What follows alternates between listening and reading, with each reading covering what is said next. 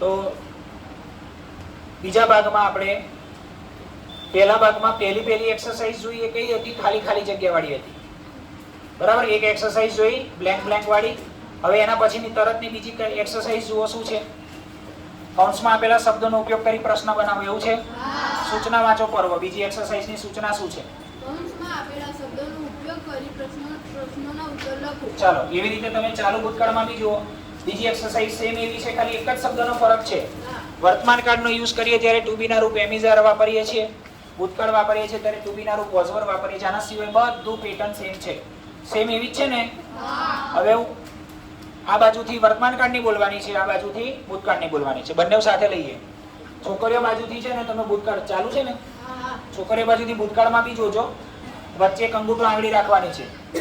ચલો પહેલું બોલો પર્વ. અહીંયા શું છે? First Which game are they playing? ચલો, which game are they Playing. આમાં પણ બે ચાર વાક્યો શીખવાડીશ, બીજા જાતે પ્રેક્ટિસ કરવાની છે. પ્રશ્નાર્થ અને કૌંસમાં એના માટે એક શબ્દ આપ્યો હશે. કયો શબ્દ આપ્યો છે? Football. ફૂટબોલ. આવું આપ્યું છે. ચલો અહીંયા ધ્યાન આપો. હવે આનો આન્સર બનાવવાનો છે, બરાબર? ચલો, ભૂતકાળમાંથી એક વાક્ય કોણ વાંચશે? ભૂતકાળની એક્સરસાઇઝમાંથી ખુશી વાંચો પહેલું બેટા. What was Manan writing? એવું છે ને? પ્રશ્નાર્થ ચિહ્ન. કૌંસમાં શું છે? આપણે બંનેના જવાબ બનાવવાના છે. હવે વચમાં મેં એકવાર ટેસ્ટ લીધેલો, તમને યાદ હોય ત્યારે લોકો શું લોચા મારે છે ખબર છે તમને? શું કરતા હતા તમારામાંથી જ? સાહેબ આ વીજ હોય ને એ કાઢીને તઈ શું લગાવી દે? એટલે જવાબ કેવો બનાવતા હતા? Football game R they playing. આવું બનાવતા હતા, તમને ખબર હોય તો. ટેસ્ટ લીધો તો મેં તમારા પેપરમાં તમે શું ભૂલો કરો છો એ બતાવ્યું હતું. એવું ના આવે. આપણે આગલા વિડીયોમાં જોયા, આગલા પાઠમાં આપણે હમણાં ભણ્યા, વાક્ય રચના ભણ્યા. વાક્ય રચના ફોલો કરો પ્રિન્સ. વાક્ય રચના શું છે? સૌથી પહેલા શું હોય? કર્તા. કર્તા કોણ છે ઓળખો. આમાં કર્તા કોણ છે?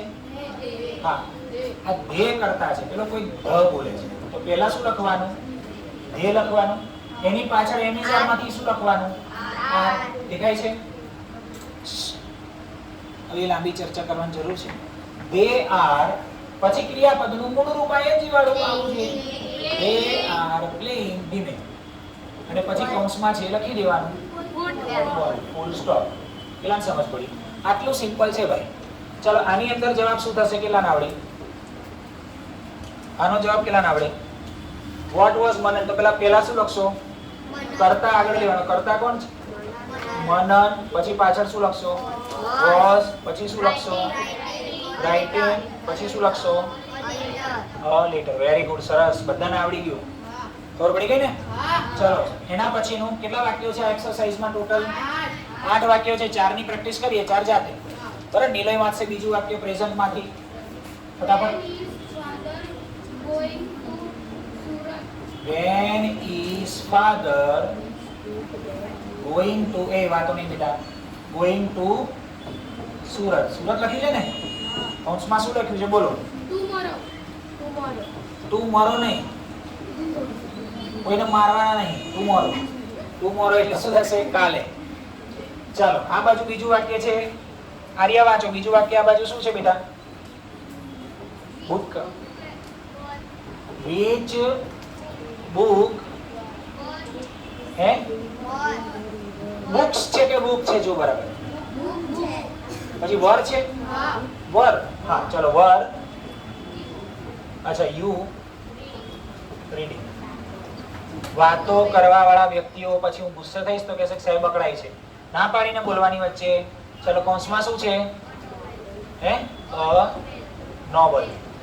નોવલ બોલવાનું. નોવેલ બોલા કરતા નોવલ બોલવાનું. ચલો, આન્સર જોઈએ. કેટલાને આનો આન્સર આવડે?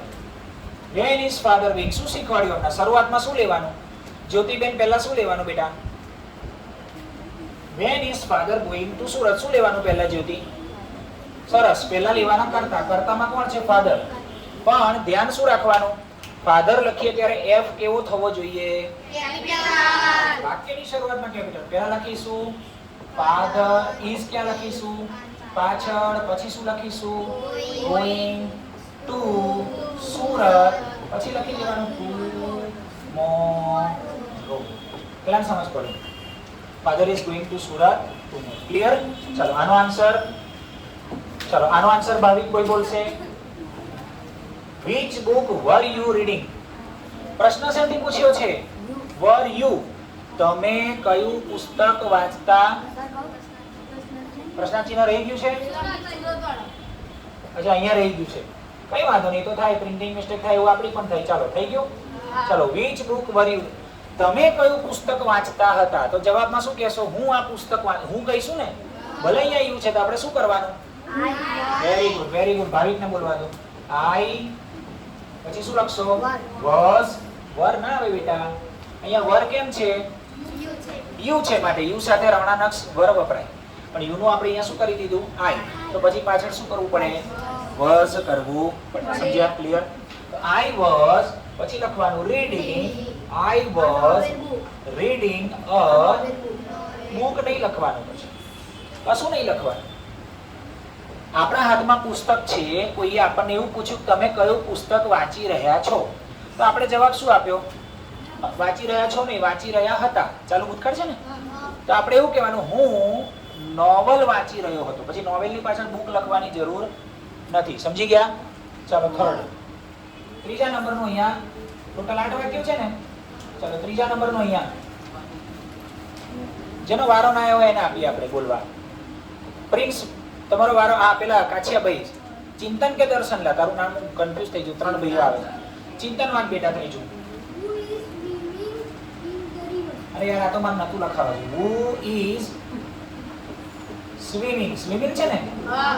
Who is swimming in the નદીમાં કોણ નાહી રહ્યું છે? તરી કોણ રહ્યું છે? અને કૌંસમાં શું છે? મનુ. શું છે? મન્યુ. મન્યુ નાય છે ભાઈ, મન્યો કરે છે. આવું છે મન્યુ ને? હવે આમાં તો મારે શીખવાડવાનું જ ના હોય. આ તો તમને મગજમાં ઠસાઈ દીધું છે. રાત્રે 4 વાગે ભર ઊંઘમાંથી ઉઠાડી પૂછે ને તો ઉની જગ્યાએ શું લખી દેવાનું? વ્યક્તિનું નામ શું છે ભાઈ? તો લખી દો આપણે મન્યાનું નામ. ઉની જગ્યાએ લખી દઈશું કે Manu is swimming in the. બોલો ક્લિયર થઈ ગયું બધાને? હવે ટેસ્ટ લઈએ તો આવડે કે ના આવડે? કે હજુ લોચા મારશો? ચલો છોકરીઓમાંથી ત્રીજું, આ બાજુનું ત્રીજું કોણ વાંચે? સ્નેહાબેન વાંચો બેટા ત્રીજું. વાતો નહીં, થર્ડ વાંચો Sneha. Very good. Where were they.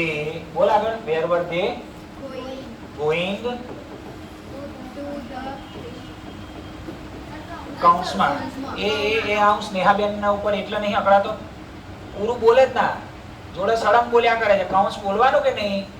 પ્રશ્ન ચિહ્ન કોણ કહેશે? સાહેબ ક્વેશ્ચન માર્ક કરો. હવે કૌંસમાં શું આપ્યું છે? બોલો સ્નેહાબેન. To the temple. ચાલો આન્સર સ્નેહાબેન જ બોલશે. બોલો સ્નેહાબેન આન્સર શું થશે આનો? Very good. કરતા આગળ આ લોચા જ મારતા હતા. તે વર પાછળ, પછી શું લખશો?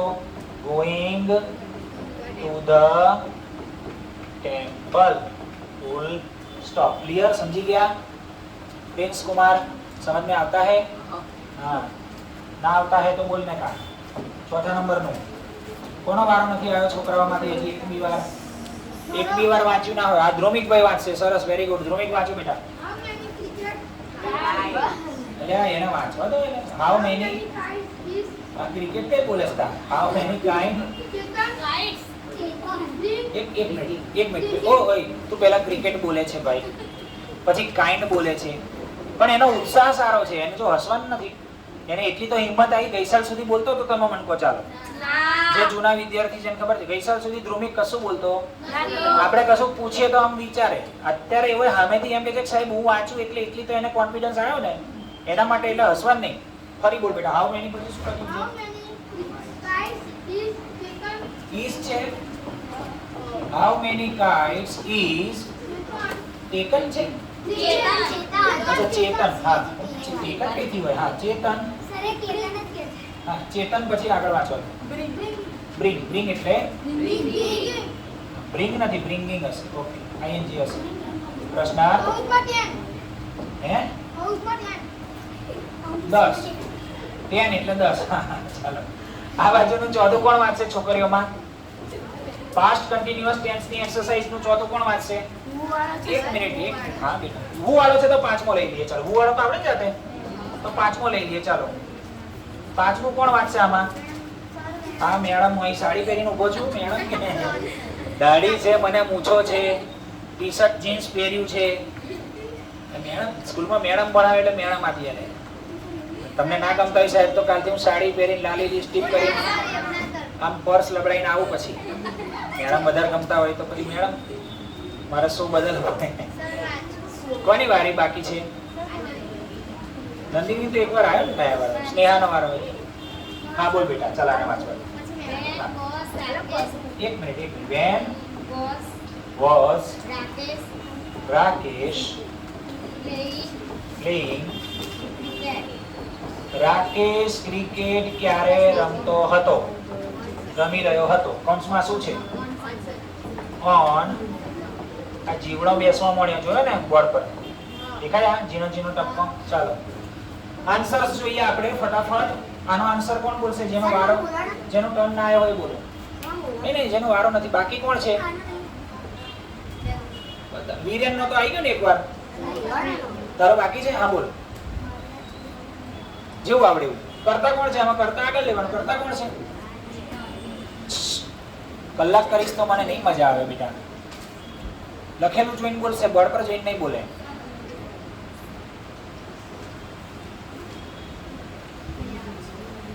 તો આંગળી ખાલી આમ સાહેબને હારું લગાડવા ઊંચી કરવાની.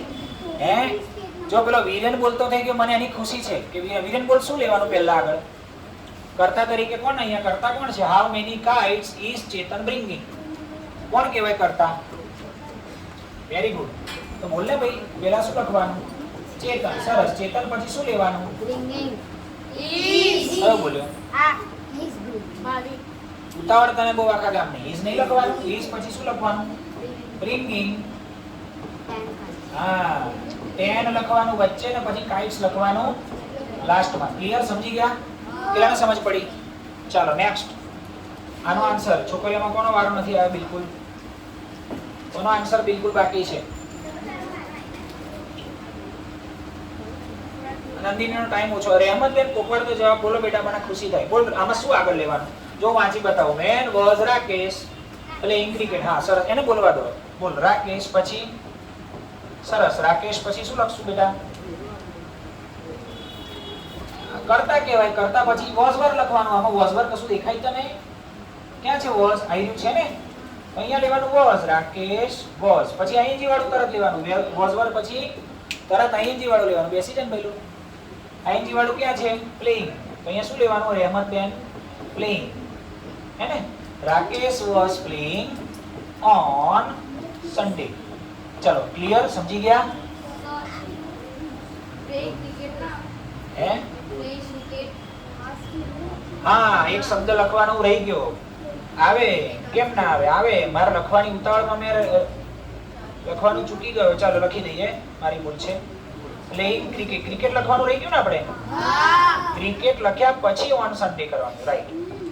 ચલો, આ બી તમારી જાગૃતતા બતાવે છે કેટલા હવે એક્ટિવ થઈ ગયા છો તમે. ચાલો, ક્લિયર? તો બાકીના જે સેન્ટેન્સ બાકી છે શું કરીશું? જાતે કરીશું.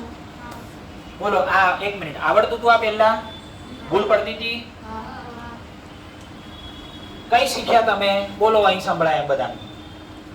ક્યાં વ્યવસ્થિત પ્રોપર શીખ્યા? આપણા ટ્યુશનમાં શીખ્યા. બરાબર. ફી ઓછી છે તો આવતી સાલ તમારે બધા એક એક ભાઈબંધ કે બેનપણી લાવવાના છે. અને જે વિડીયો જોતા હોય એને પણ કહું છું, જો અહીંયા તમને ખ્યાલ આવતો હોય વિડીયો જોઈને, કે તમને લાગતું હોય કે ના સારી સિસ્ટમ છે, સારું સમજાવીએ છીએ, બાળકોને અહીંયા વધારે ખ્યાલ આવે છે, એકદમ રિઝનેબલ ફીસમાં કાલોલમાં 1 થી 10 ધોરણમાં કોઈ પણ ક્લાસીસ માટે કોઈને સંપર્ક કરવો હોય તો સ્ક્રીન ઉપર નંબર આવતો હોય કે ના આવતો હોય તો નોંધી લેજો. 9574941701. ફરી 9574941701 પર કોન્ટેક્ટ કરી શકો છો અને વધુ માહિતી મેળવી શકો છો. બાકી લાઈક, શેર, કમેન્ટ કરવું એ તમારા ઉપર છે. તો મળીએ આપણે નેક્સ્ટ ટોપિકમાં, નેક્સ્ટ વિડીયોમાં.